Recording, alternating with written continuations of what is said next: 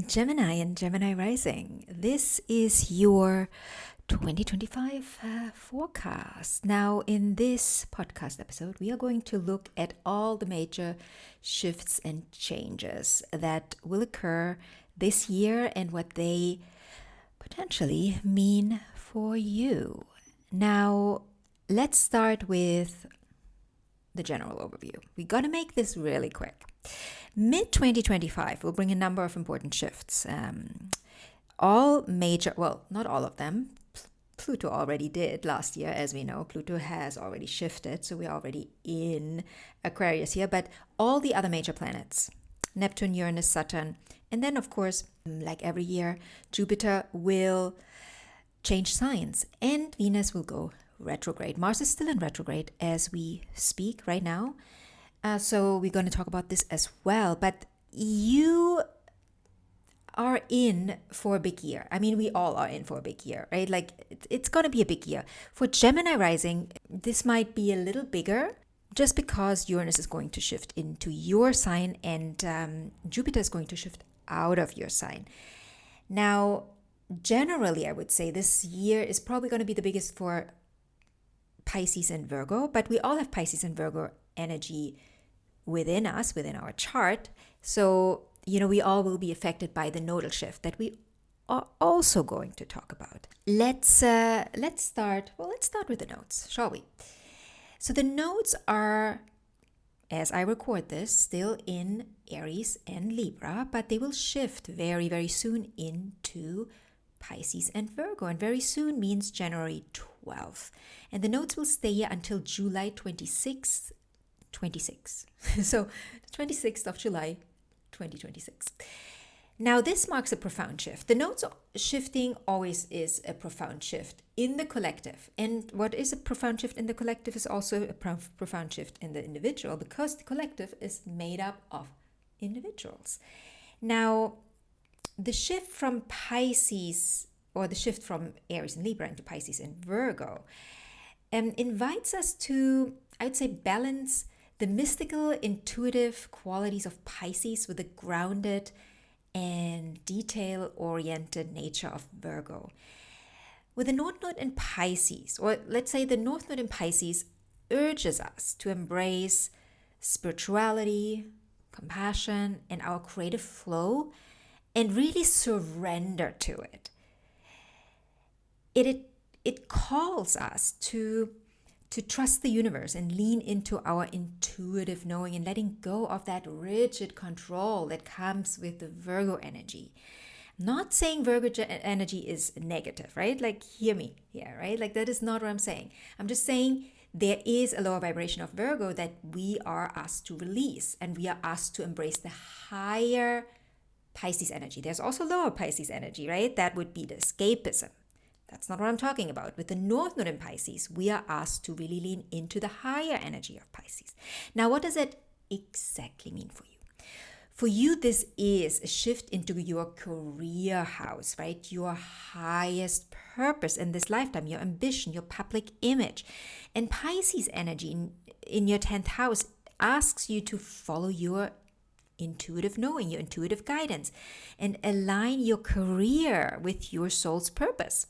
And I, right now, as I'm talking, have one person, well, actually two in mind, that are obviously Gemini risings, where I can see this so clearly. I can see it so clearly because it's been an on and off over the past few years, right?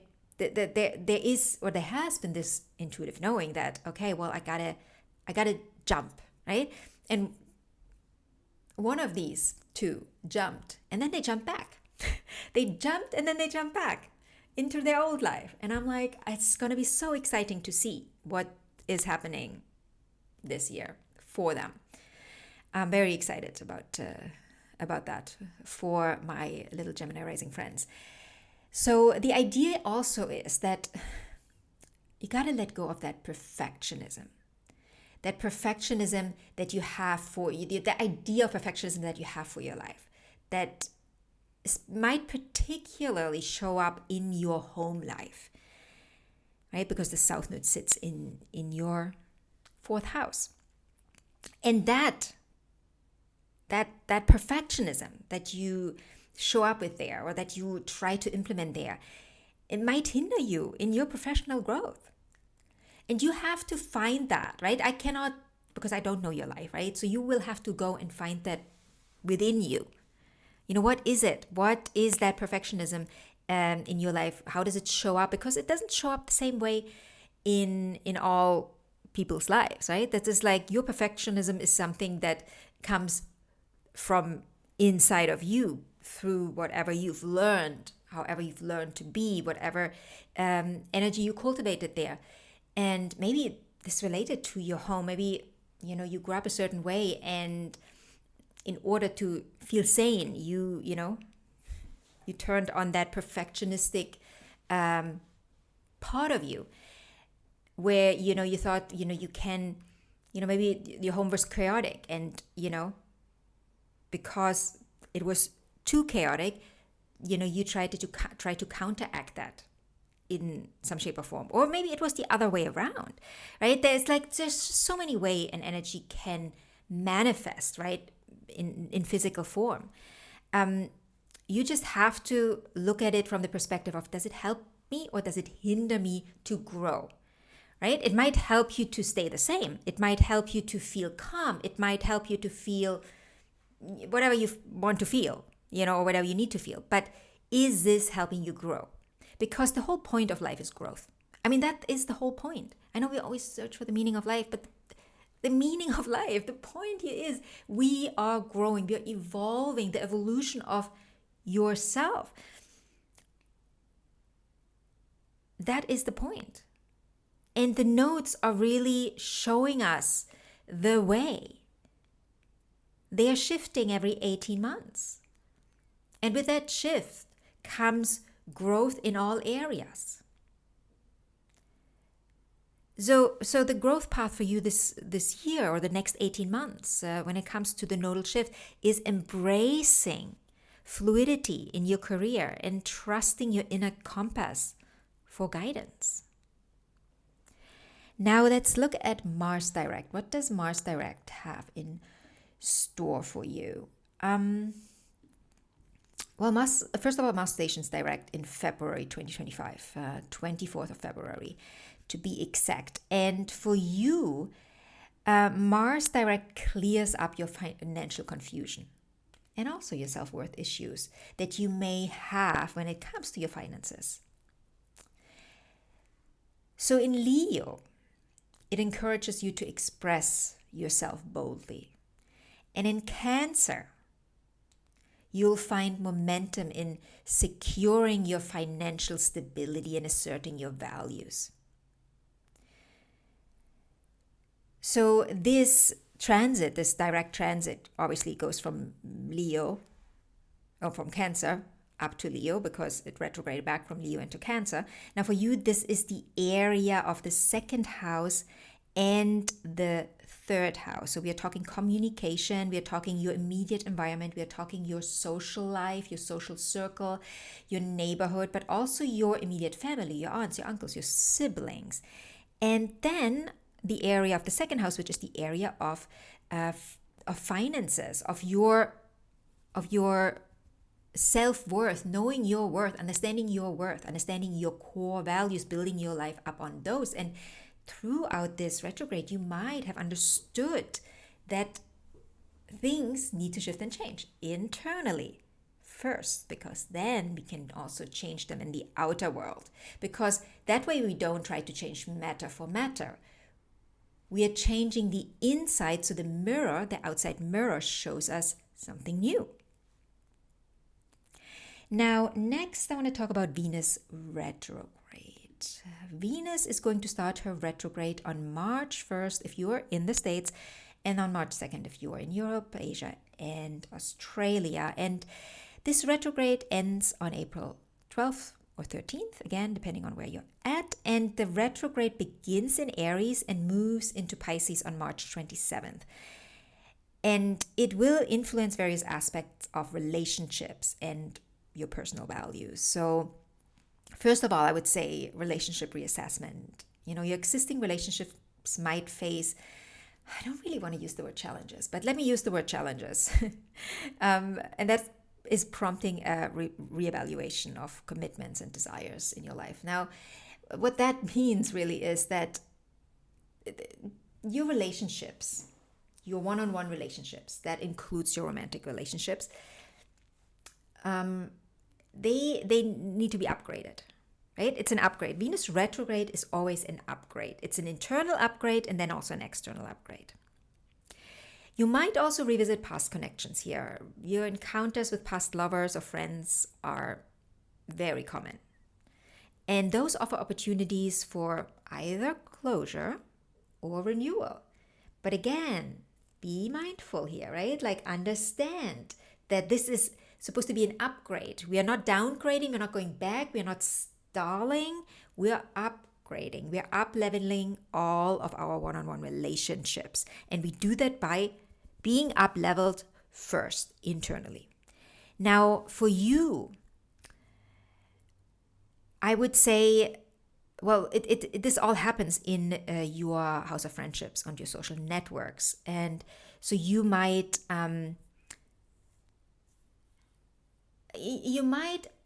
have some run-ins with your friends and your community. And you might realize, well, I need to maybe add some new people to my circle so I can feel like I'm growing further.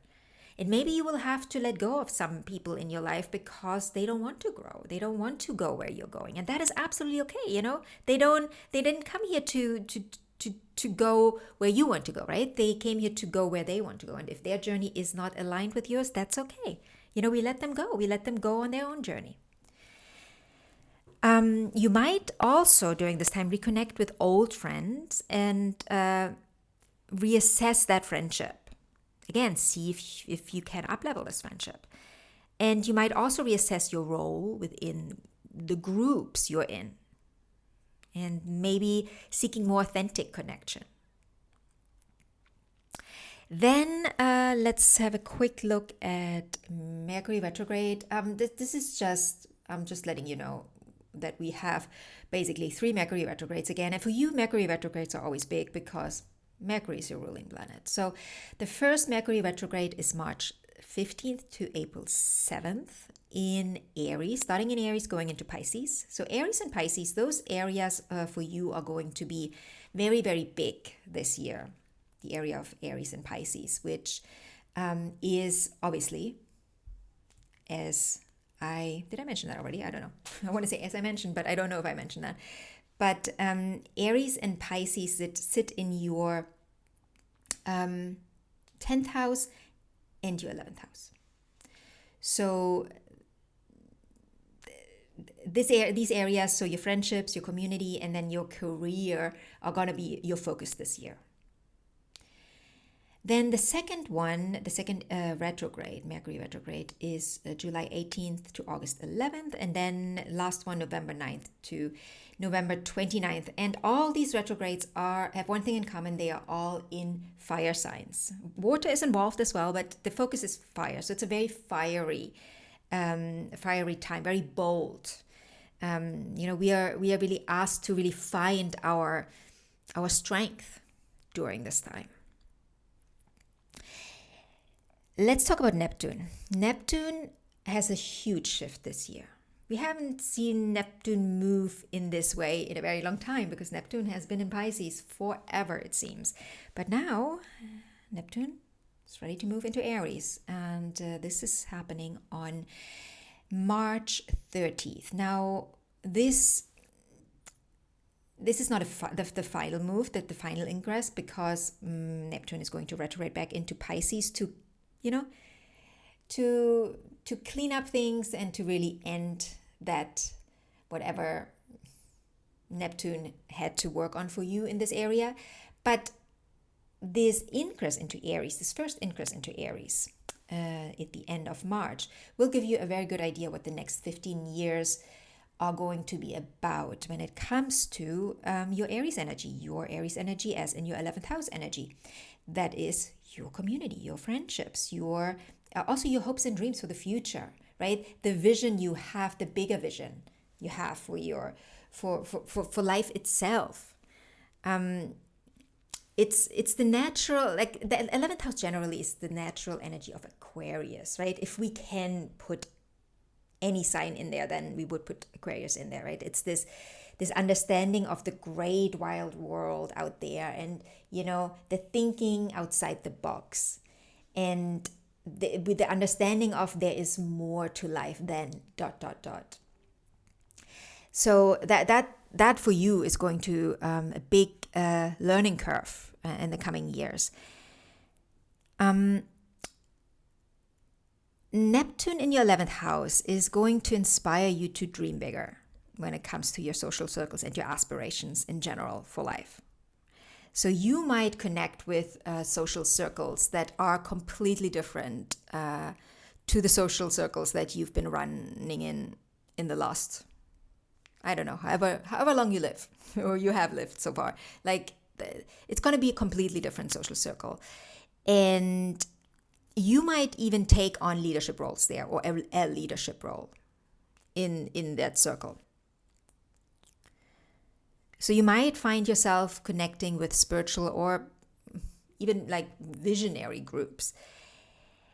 But one thing I want you to remember, be aware of, I don't know if I want to call it unrealistic expectations in friendships, or just, people that, where you think they are one thing, but they are not that thing, right? They're something else. So really use your gut understanding of what does this person really want? Who are they really? And why are they trying to connect with you? But I'm not saying really just question every person you meet. Absolutely not. But if there's if you have the feeling of something is a bit fishy here, trust that. But also don't question everyone and everything you now encounter, right? That was not my intention here, saying that. But there is this, with Neptune, there's always this elusiveness that comes.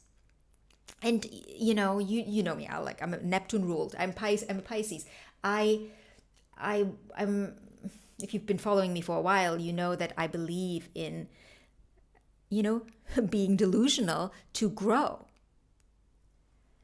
Because if we are not delusional, we are thinking inside the box. I am encouraging you to think outside the box, think bigger. Trust yourself to become the person you want to become, what you hold within you that has to unfold. But what is it that you hold within you? What do you believe you can achieve? Not what do you hope you can achieve, but what do you truly believe you can achieve? Because you are not getting what you want, you get what you are, right? So you don't get what you wish to have or what you hope to have. You get what you believe you can have. And that is connected to a feeling.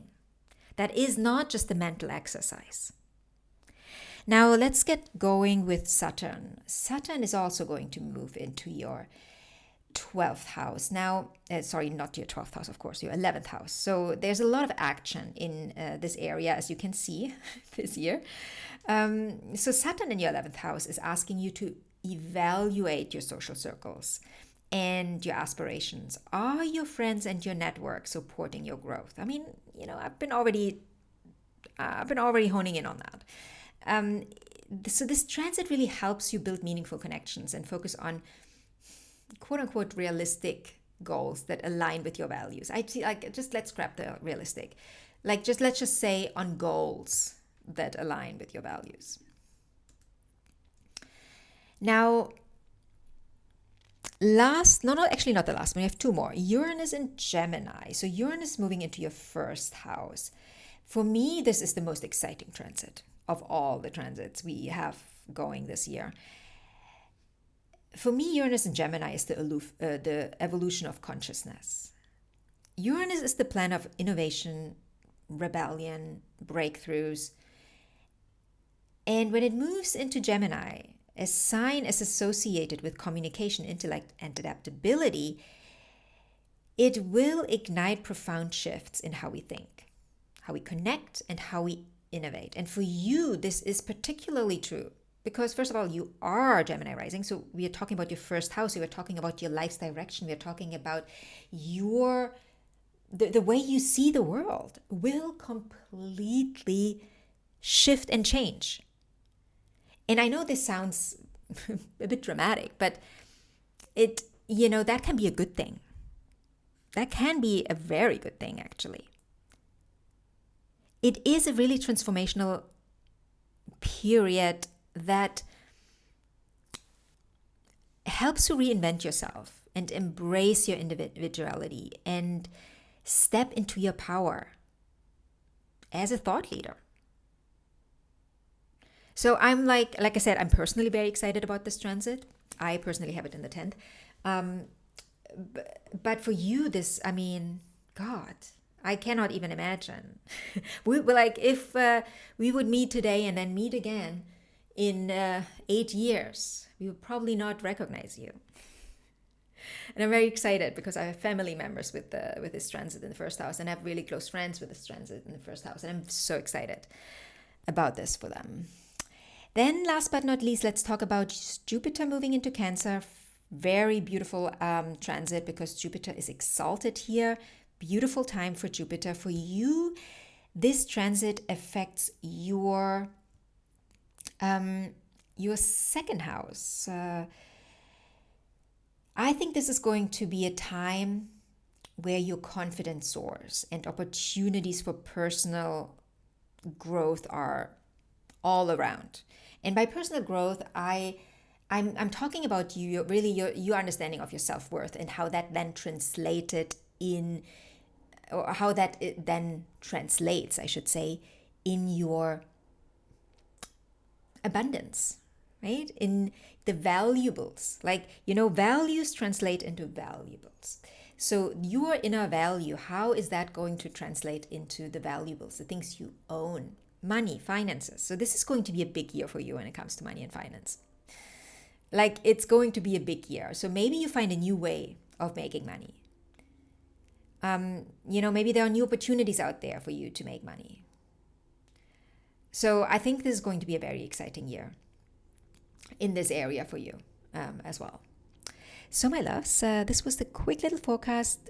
Just know that there will be obviously a video out for all these transits and for all rising signs going forward. So I will go into more detail in those videos.